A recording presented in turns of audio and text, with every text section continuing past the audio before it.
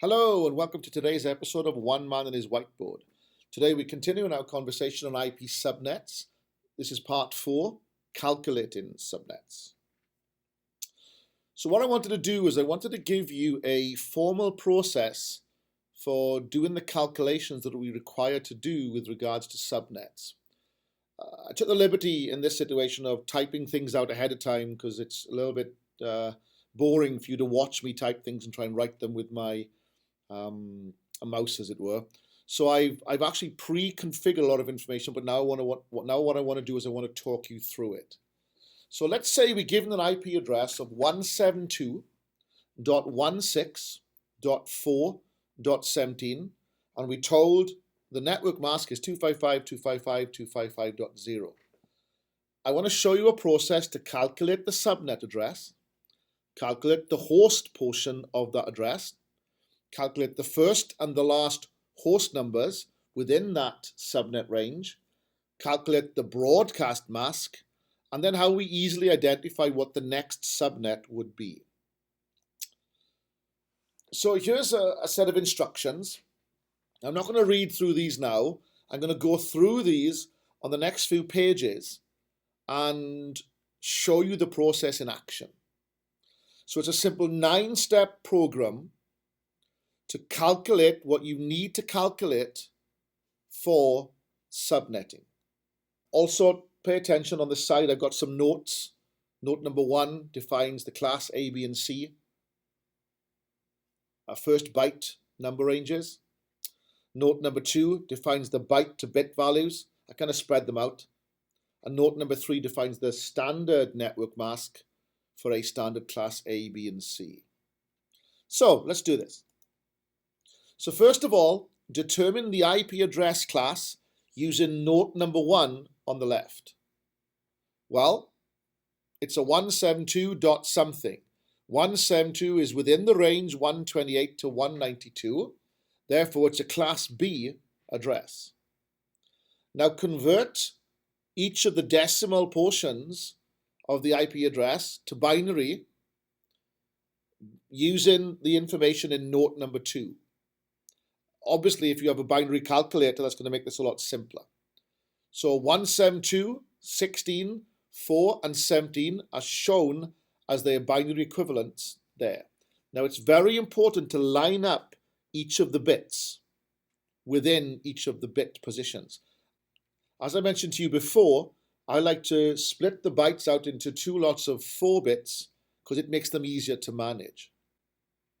Step number 3, convert the network mask to binary using the note number 2, 255.255.255.0.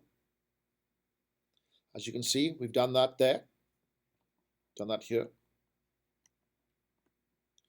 Now write down the IP address class mask that you've gotten from note number 3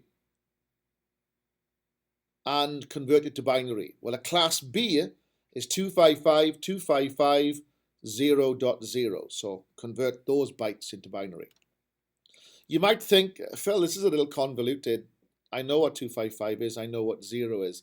But trust me, this is the easy example. In the next section, we're going to do a more complex example where we don't have a 255 mask. So if you follow the procedure, once you've mastered it, then you can take shortcuts. So now what I want you to do, I want you to line up the binary you've got thus far on a sheet of paper.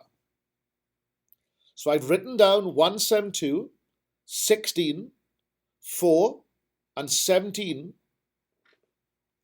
in binary, the IP address.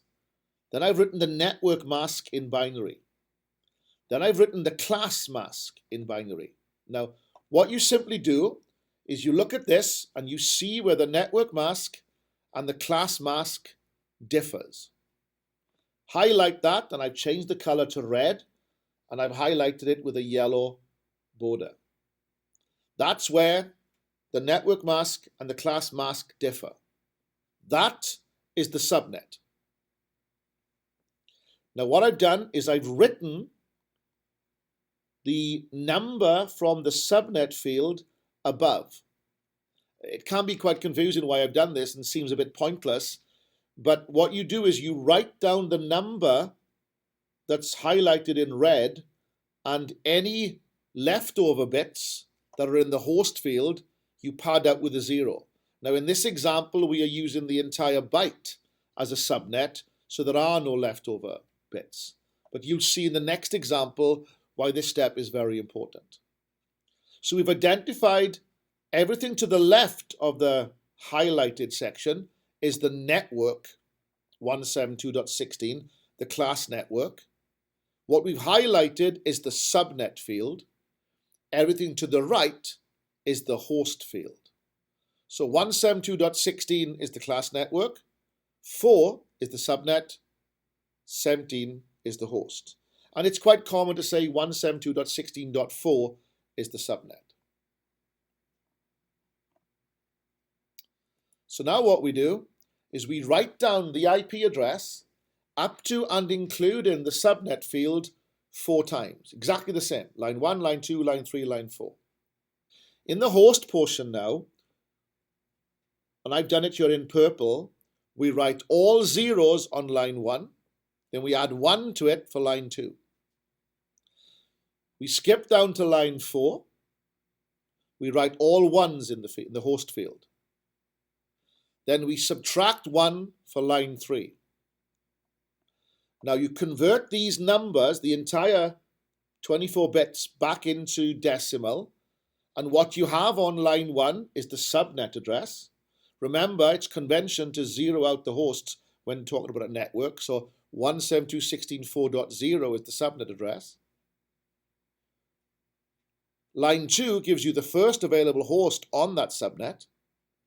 Line 3 gives you the last available host on that subnet.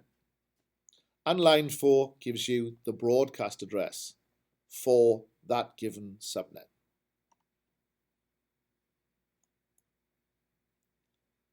Now look at line 1. Identify the subnet component. Add 1 to it, and that is the next subnet address. So in this instance, we're adding 1 to this bit position here. So 172.16.5.0 is the next subnet. Now because we were using a 255 mask, the subnet extended all the way over to the 1 bit position. So a shortcut here, the rightmost bit in the subnet field, identify that bit, then look at what that bit represents in note number 2. So in this instance, all the networks go up by 1. So a shortcut here, the subnets increment by the rightmost bit position of the subnet mask field. So because we have 255 with 8 bits, we go all 8 bits over to the right, so the subnets go up in 1s. Nice and simple. This might sound very unexciting now, but in the next example, you'll find that is a really, really quick way to see what your subnets are. That's it. That's the process. The beauty of video is you can watch it again, you can go back, you can take screenshots and write down this process. That is the process to identify a subnet from a network number. You can then identify the first and last hosts. You can then identify the broadcast address. And this is a useful little tool as well, by the way. Once you've mastered this technique, you can see, given a subnet, how many possible hosts can we have on that subnet? Now remember the golden rule, you never have all zeros or all ones in any field. So because we are using the entire byte in this instance, we have 256 different decimal numbers. You can't have all zeros, can't have all ones, so we have 254 possible subnets using the entire byte as a subnet field. We then have 256 possible hosts. You can't have all zeros, you can't have all ones. Why? Because the zeros represent the subnet address, ones represent the broadcast address. That's the reason why. So you can only have host 1 through 254. So 254 available hosts. Okay, that's us done. See you next time.